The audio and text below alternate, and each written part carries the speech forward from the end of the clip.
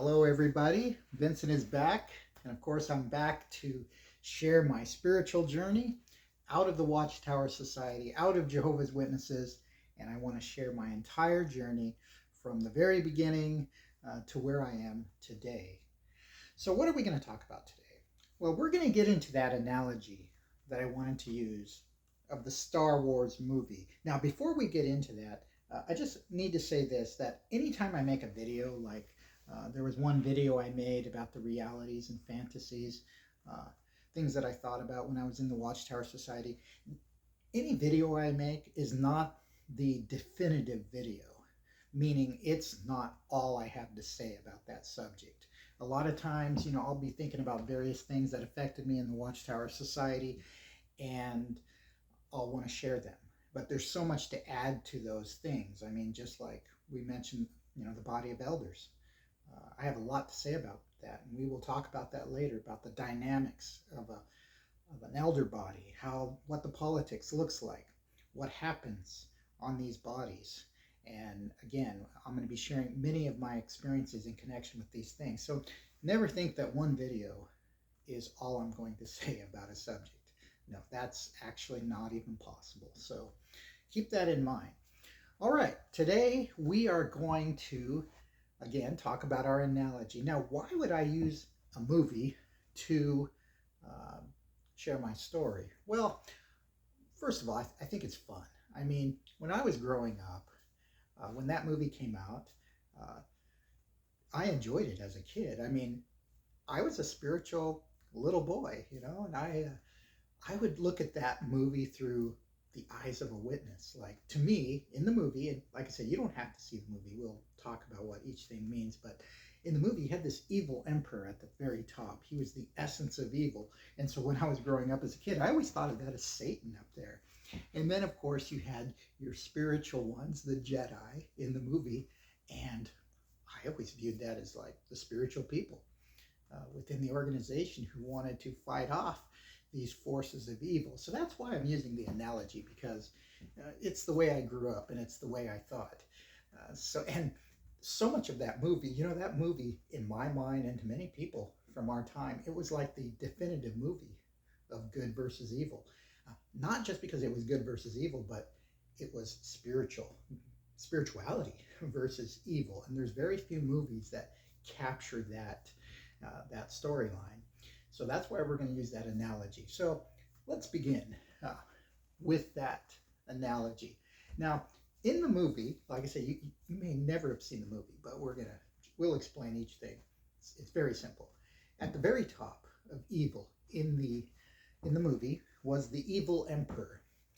And the evil emperor was the essence of evil. I mean, like I said, I used to think of it as the devil, as Satan. But in our analogy today, the evil emperor is the governing body. Underneath that, in the movie, you had your Darths. Now, your Darth Vaders and you had your Darth Maul and all of them. Well, they are like the circuit overseers and the district overseers. In the movie, even if someone had good in them, maybe they were of that order, they may have had good in them, it didn't matter. They were like puppets. They took orders from the evil emperor and they followed through with those things. And that's the way it is in the Watchtower Society. You have your circuit overseers, district overseers, and all they do is follow the orders from above. And it doesn't matter how good those things are, how evil they push forward with the agenda. Now, in the movie, at the bottom of the barrel, in this evil chain, you had the what they called stormtroopers, and these basically were the military guys, right? And they may have thought they were cool because maybe they wanted to become a stormtrooper and think, oh man, that uniform looks really cool, and and I can be someone special, right? But in the movie, that the stormtrooper wasn't that special. It was only in his mind. I mean, the guy couldn't even shoot straight, right? In the movie, they would always die off like flies. In fact, every time there was a stormtrooper scene, I just imagine a scoop going through it and just pushing all the bodies aside, and then another group of stormtroopers quickly coming in to replace them. Uh, it didn't matter what those guys thought of themselves. To the evil emperor, those stormtroopers meant nothing to him. As long as he had his agenda carried out, he didn't care about individual stormtroopers.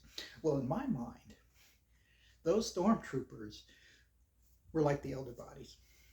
You know, when a person becomes an elder, you're thinking, I want to be someone. I want to be someone important and all of that. But at the top of the chain, the governing body, they don't care what kind of injustice you may have experienced as an elder. They may not have even, they don't even care if you die, like in a physical way.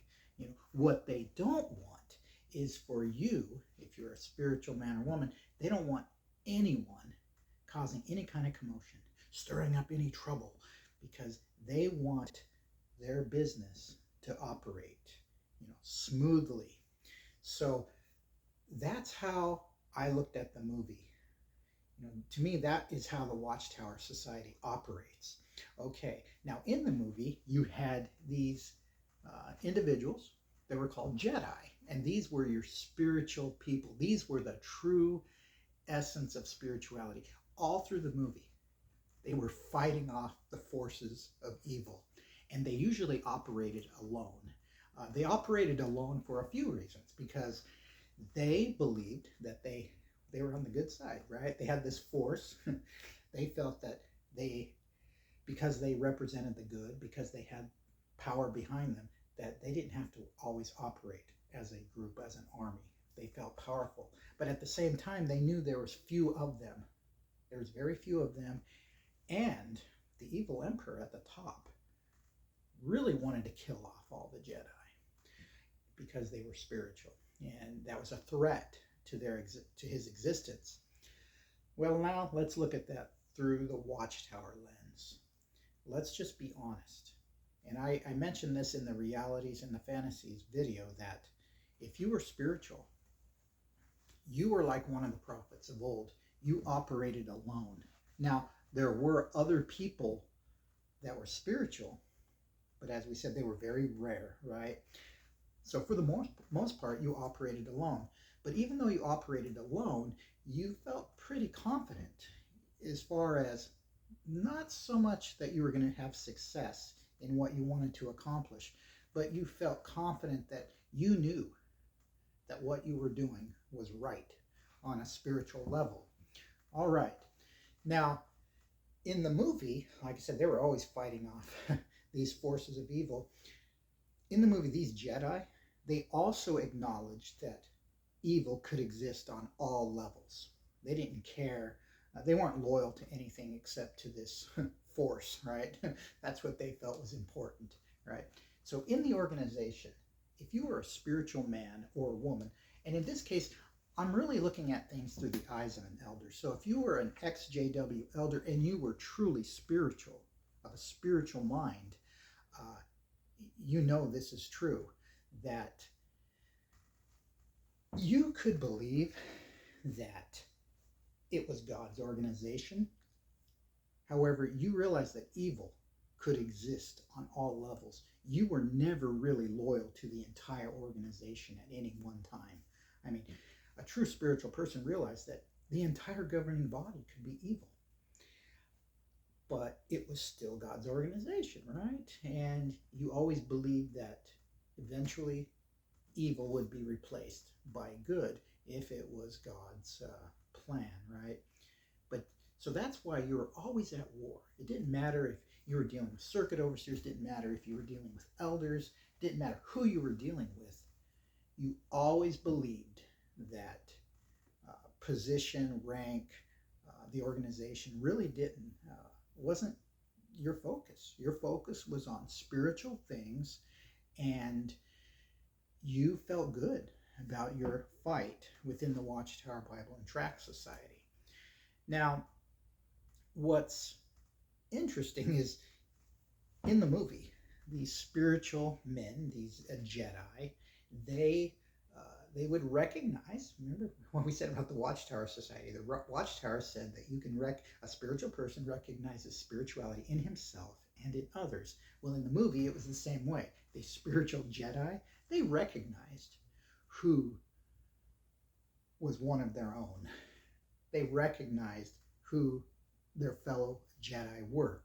Now, in the organization, it was exactly that.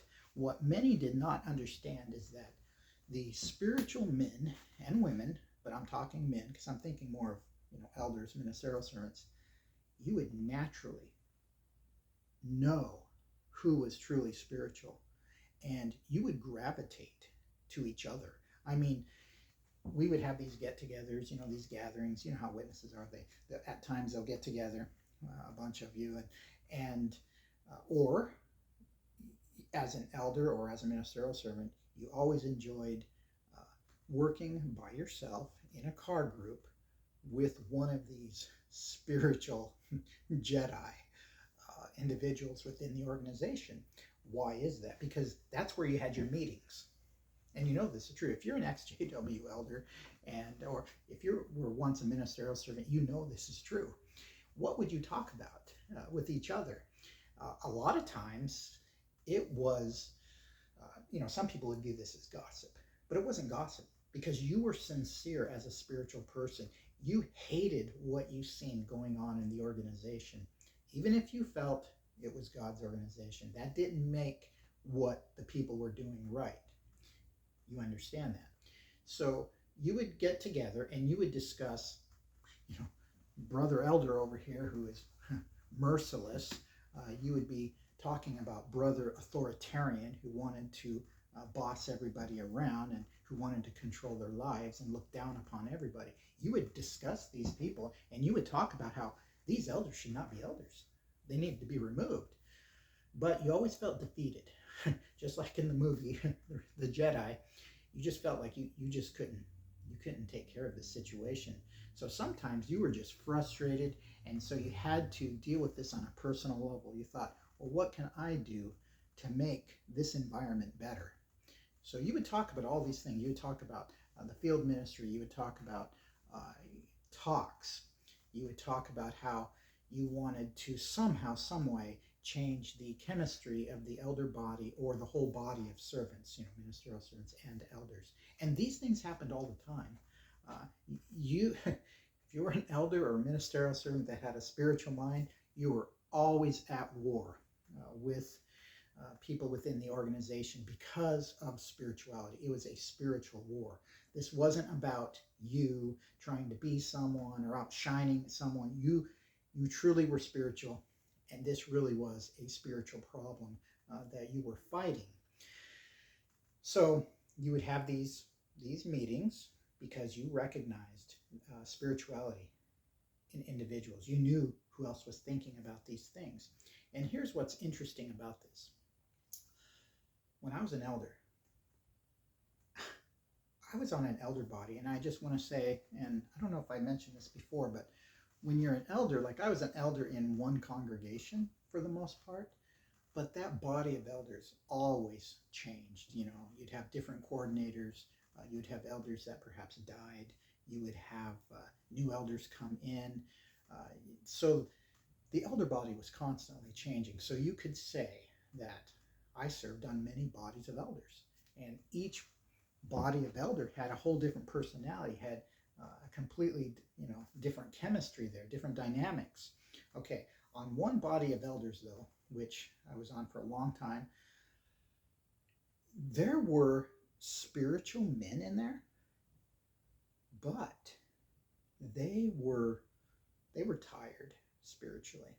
Perhaps they were older and they were pretty much retired as elders. That's the way I always viewed them. They didn't really have a lot to say. They kind of would just support anything. I mean, the elders could be doing something very evil and they would just have their hands up. Oh yeah, I agree. I knew they just didn't want to stir up trouble. They were done. They were tired. And then you would have perhaps another elder who, all of them, even though they may have had certain feelings, they would give in to fear. And what do I mean by that? Well, I had like at least 3 elders, and what's funny is the other elders on the body, they had no idea. In fact, they never would even think of these men coming to me to discuss what they discussed with me. You would have these elders, different times, they would discuss the same things that I and other like ministerial servants would discuss about these elders. They would even use their names specifically. So I would have like 3 different elders at different times come to me and tell me how they felt about certain elders on the body and how they were just mean people. They thought too much of themselves. They were authoritarian. Something needed to be done about it. You know, they were frustrated. And we're talking older men here. They were coming to this younger guy to tell me what they felt was going on in the elder body. So this wasn't something that was just in my head. This wasn't Brother Gomez being self-righteous and all of that. And I'm not vindicating myself when I talk about this. I'm talking about anyone. If you were a spiritual man and you were an elder or you were a ministerial servant, you knew this was going on. And so what would happen though, those elders would come to me and talk to me about these things, and then we would go back, have an elders meeting, and I would feel confident that something would happen here because, I mean, come on, you have 3 elders coming to you, these older men, then you have myself, you know, you got 4 elders there.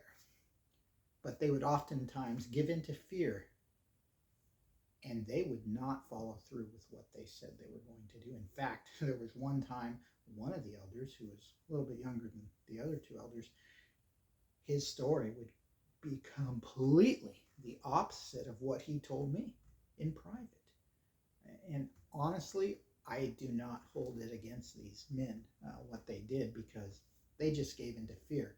Because I'm telling you right now, if you are a spiritual person and you open your mouth, you are going to have problems for the rest of your life as an elder. And that is what I have experienced. And we're going to talk even more about that. But you can see it's just like the movie.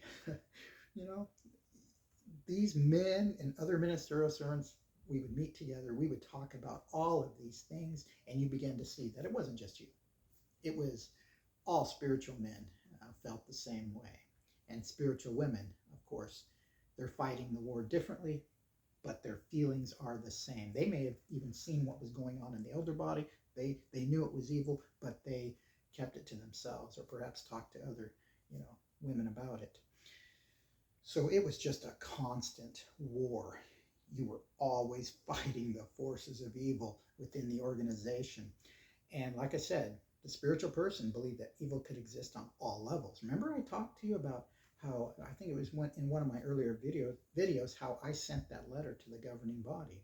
And that letter was screaming at them, telling them that they needed to change their way of thinking. Of course, the governing body didn't actually read the letter. It never got to them. I mean, we all know that. But it was just the idea that spiritual people were fighting against spiritual evil on all levels. Okay, now the ironic part about all of this in the Watchtower Society. Now I know the rank and file publisher right now, they may view people like myself, or you, if you're an elder, a former elder, you were spiritual, and you will know what I'm talking about. If you were a spiritual man, an elder, or a ministerial servant, you were one of the spiritual Jedi, at the bottom level, the rank and file publisher, they loved you. They really did. They loved you. Maybe not as a person, you know. I mean, obviously they don't love you that much. They're not here to help you once you're out of the Watchtower Society. But in the Watchtower Society, they loved you. Why is it? Because you understood them. You would even talk to them, and they would talk to you about elders. And sometimes they wouldn't give specific names. They would say stuff, yeah, you know who I'm talking about, stuff like that. And they seen what the elders were doing, and they did not appreciate that. Remember I told you, even when I was 18, or maybe I was 19, 20, I can't remember, but when I worked at the literature counter in the Kingdom Hall, and I would have these sisters, these older women, come over and say, hey, Vincent, you need to be an elder. You need to get in there and straighten out these elders. You know, they're not setting a good example. I mean, I heard this stuff all my life. So on the bottom level, and I'm talking a lot of people. I mean, I'd go to their houses. I would talked to them at the Kingdom Hall, and so many of them, they loved you because they knew you loved them and they knew you cared about them on a spiritual level, and they did not see that in other elders.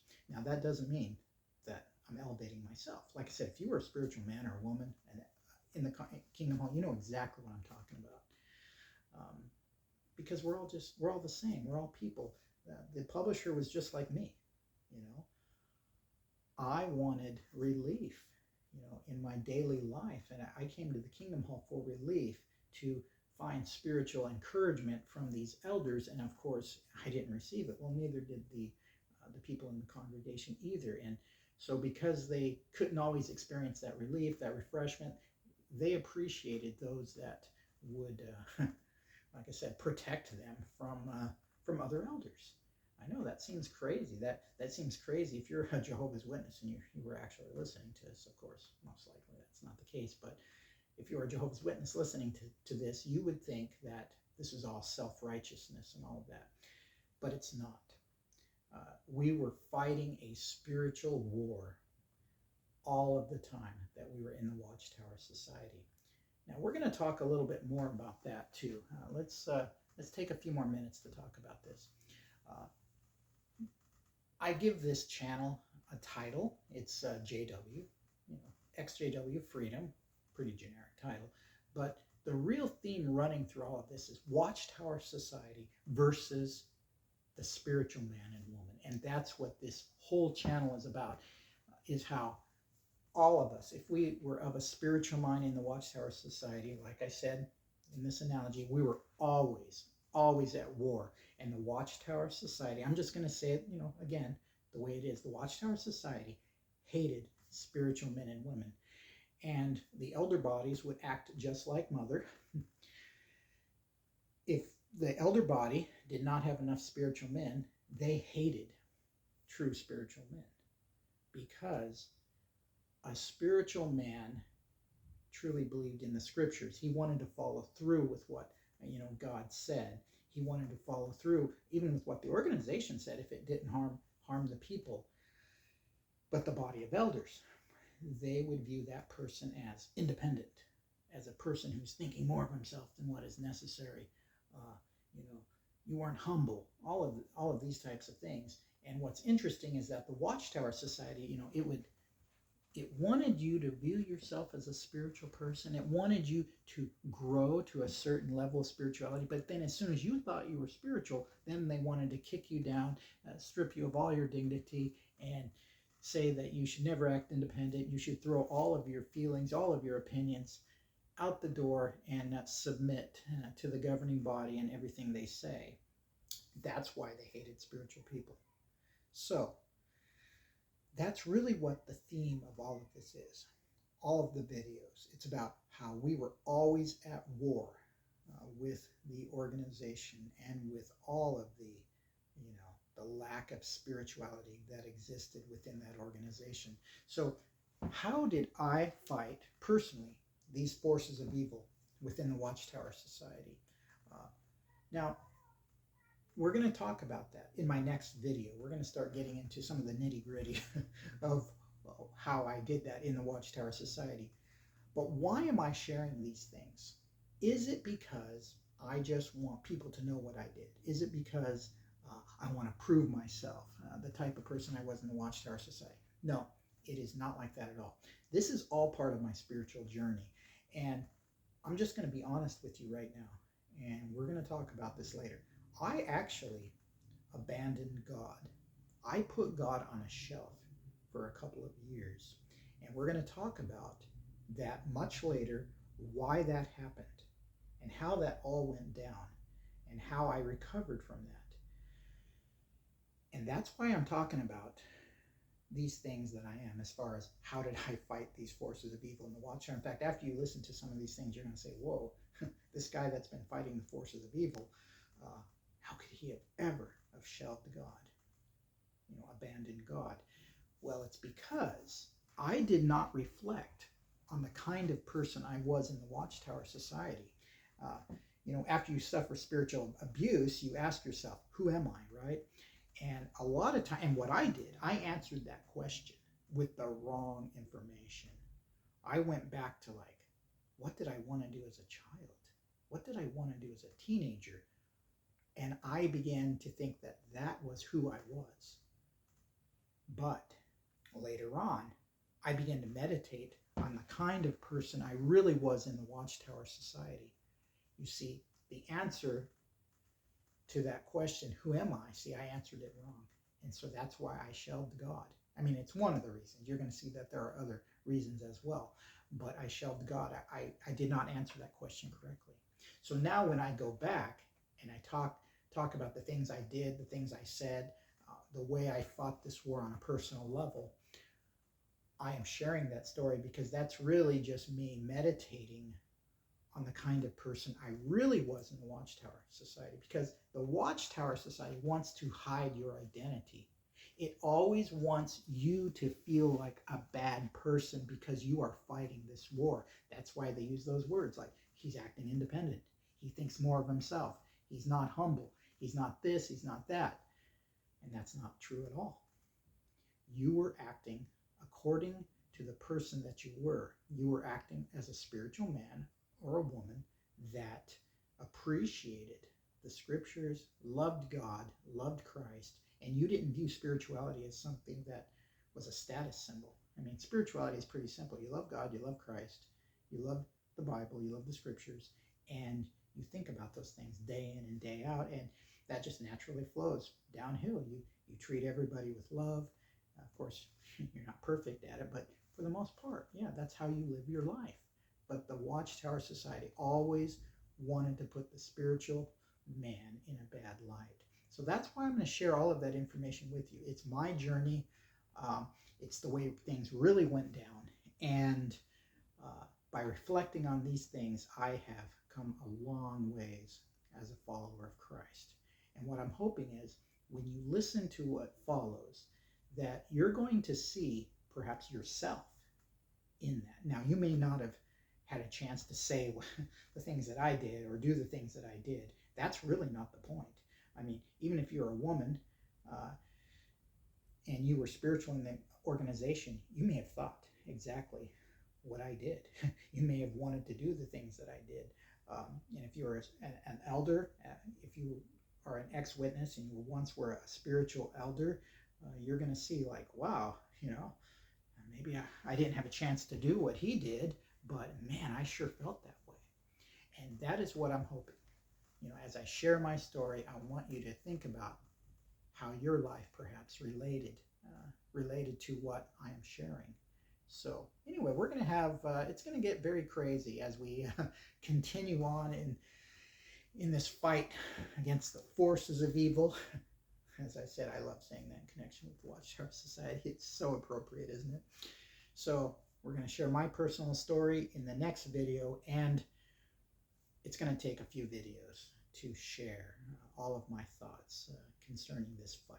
So anyway, until the next video, please like, subscribe, share, spread the links everywhere, and we'll see you in the next video.